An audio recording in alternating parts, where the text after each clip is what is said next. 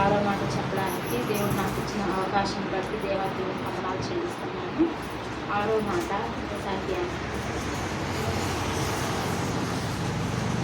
యోహాను సువార్త 19వ అధ్యాయం 30వ వచనం.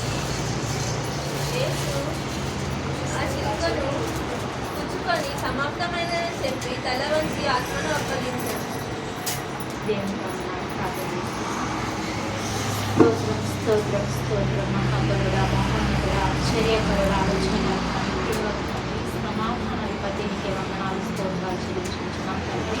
అయా నీ మాటలు ప్రకటించుకుంటూ ప్రభావ వివరించుకుంటున్నాను నేను యోజనాన్ని కానున్నాను ప్రభావ నీ కృప చేత నిలబెట్టి అయా మాట్లాడడానికి సహాయం ఇచ్చినందుకు వందనాలు స్తోత్రాలు ప్రభా. నాయన నీ మాటలు వివరించడానికి ప్రభావ నీ జ్ఞానాన్ని ఇవ్వమని అడుగుచున్నాను తండ్రి. నా దేవానికి స్తోత్రం. నాయన మాట్లాడుచున్న ప్రతి మాట వివరించుకుని ప్రభావ నీ జ్ఞానం చొప్పున నడిపించమని నీ కృపలెట్టు పట్టుకోమని అడుగుచున్నాను తండ్రి.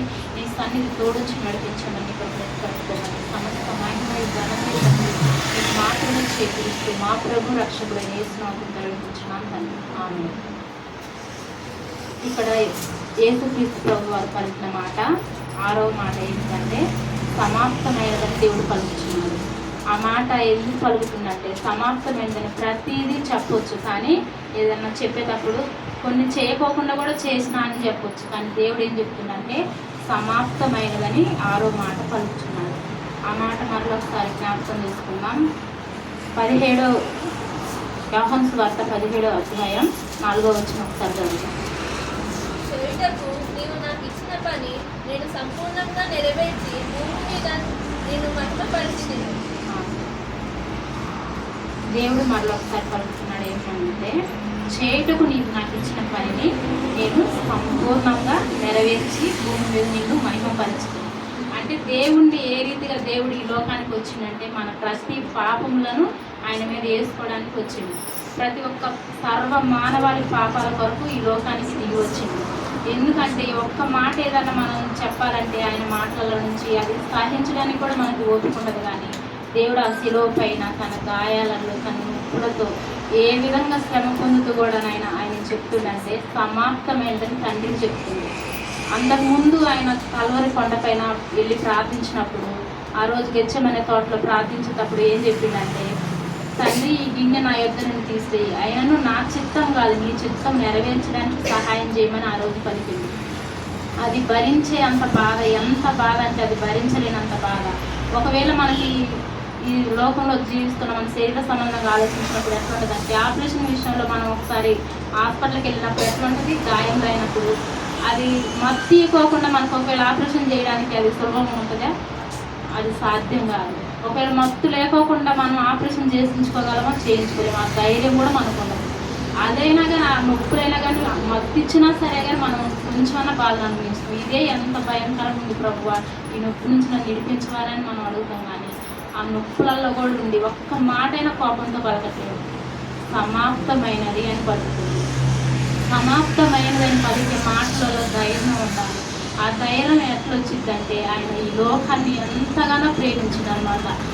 నా పాపాల కోసం ఆయన ఈ లోకానికి దిగి వచ్చి ఒక్కరవ కూడా విడిచిపెట్టలేదు. ఆ పాపాన్ని ప్రతిదీ ఆయన పైన వేసుకుంది. చిన్నది కూడా ఈ లోకంలో వదిలిపెట్టింది నాకు వద్దు ప్రభు, నేను భరించలేనని ఆయన చెప్పొచ్చు. ఆయన స్వయంగా ఆయన తనుని చాలించాలి, మళ్ళీ తిరిగి లేవాలని ఆయన కోరుకుంది. ఎందుకంటే అది మన కర్మ, మన పాపాలు నిమిత్తం ఆయన చనిపోయి తిరిగి లేవాలని లేఖనంలో ప్రకారంగా ఆయన ప్రతిదీ సంపూర్తి చేయాలి. ఏ ఒక్కటి నా బిడ్డలపైన వేయకూడదని ఆయన నిర్ణయించుకుంది. ఆయన ఏమనుకుందంటే ఈ లోకంలో మనం ఎంతో పాపమని బంధకాలలో చిక్కుబడిపోయి ఉన్నాం. మన శరీర రకంగా మన కర్మ పాపాలు, మన జన్మ పాపాలు, మనలో ఉన్న ప్రతి అతిక్రమంలోనూ ఆయన పైన వేసుకుంది. మనం చూపుల ద్వారా ఎన్నో పాపాలు చేస్తాం, మాటల ద్వారా ఎన్నో పాపాలు చేస్తాం, ఎదుటి వారిని మోసగించే విషయంలో ఎంతో అబద్ధాలు ఆడతాం, ఎన్నో మాటలు చెప్తాం. కానీ ఆయన ఏం చేసిందంటే ఏ ఒక్కటి కూడా అక్కడ నేను చేసినా ఇది చేయకుండా కూడా నేను చేసినని చెప్పొచ్చు, కానీ ప్రతిదీ నెరవేర్చింది అనమాట. ప్రతి ఒక్క పనిని నెరవేర్చుకొని భూమి మీద సమాధానాన్ని కలగజేసి మనకు రక్షణనిచ్చి పరలోకానికి ఆ తండ్రి కుడి పార్శ్వన కూర్చోడానికి వెళ్ళింది. అదేవిధంగా ఇంకొక మాట మనం చెప్పుకుందాం. ఏషియా 53:5 ఒకసారి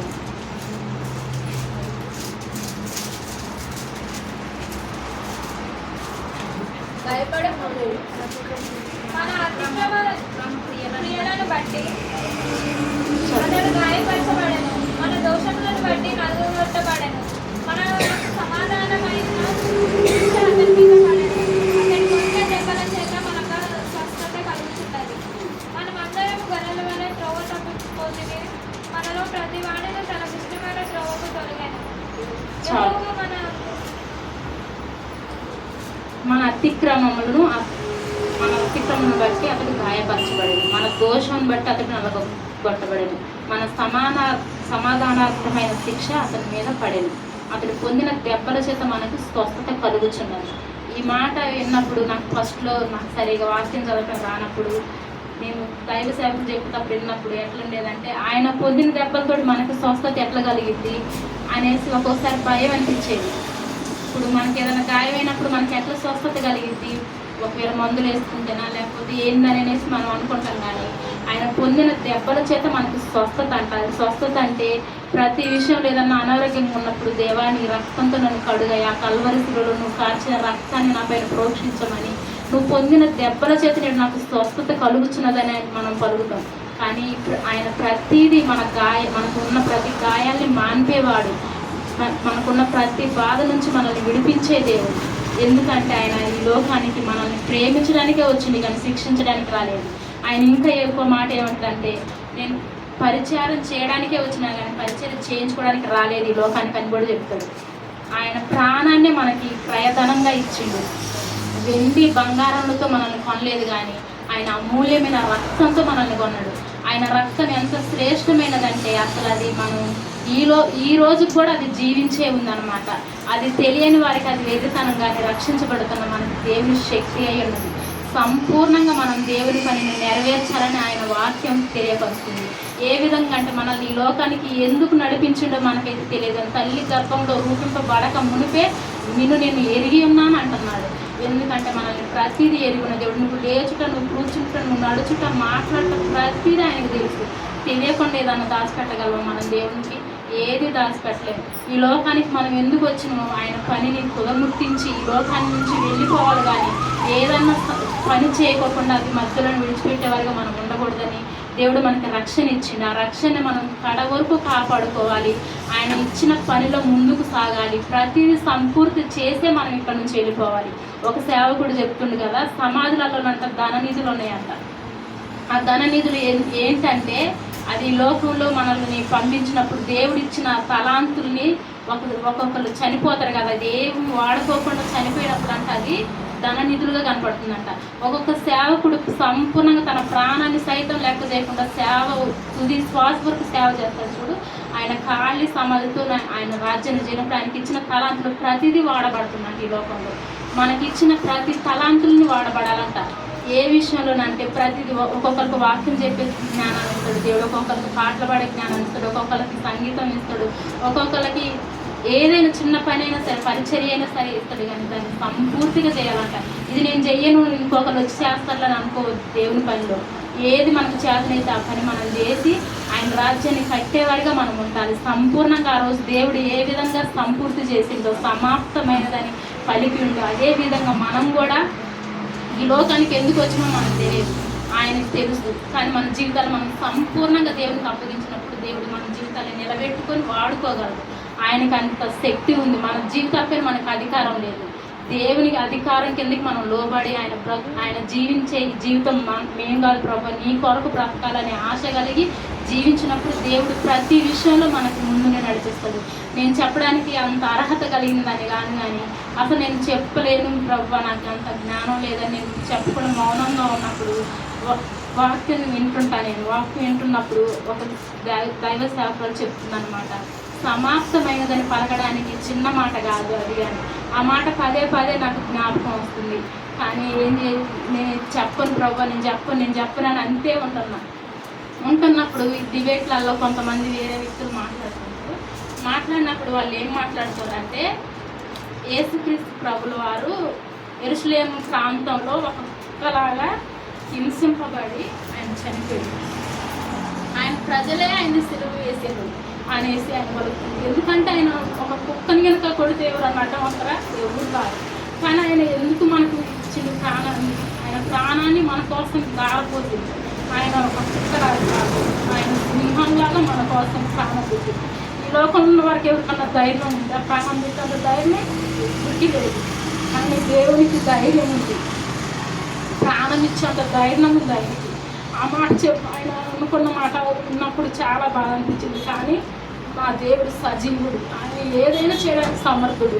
ఎందుకంటే అక్కడ దిగి వచ్చి వాళ్ళని శిక్షించవచ్చు. ఆయన అక్కడికి దిగి వచ్చి, నేను తండ్రి తలుచుకుంటే నేను ఇక్కడ వచ్చి ఏం చేయగలను ఆ రోజు అక్కడ మాట్లాడతాడు దేవుడు. మాట్లాడినప్పుడు శిస్తులు ఆవేశపడ్డప్పుడు కూడా ఆయన వద్దని చెప్తాడు. కానీ దేవుడు ఆ శిలువ మీద నుంచి దిగి రాలేడా? దిగి రాగలడు. కానీ అట్లా దిగి వస్తే మనకి రక్షణ రాదు. ఆయన క్రయధనంగా ఆయన రక్తాన్ని చిందించితేనే మనకి రక్షణ, మనకి పాప విమోచన. మన పాపాలు ఎవరు తీసివేయలేరు ఈ లోకంలో.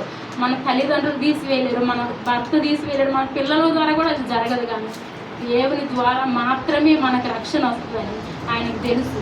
నేను ఈ శ్రమ పొందితేనే నా బిడ్డలు రక్షించబడతారని సర్వ మానవాళి పాపాల కొరకు, ఈ లోకం కొరకుగా, ఈ ఒక్కళ్ళే కాదు కానీ సర్వ మానవాళి కొరకు ప్రాణాన్ని పెట్టింది. ఈ లోకంలో ప్రతి ఒక్క బిడ్డ కొరకు ప్రాణం పెట్టింది. ప్రపంచాన్ని ఆయన రక్షించాలని ఆశపడుతుంది.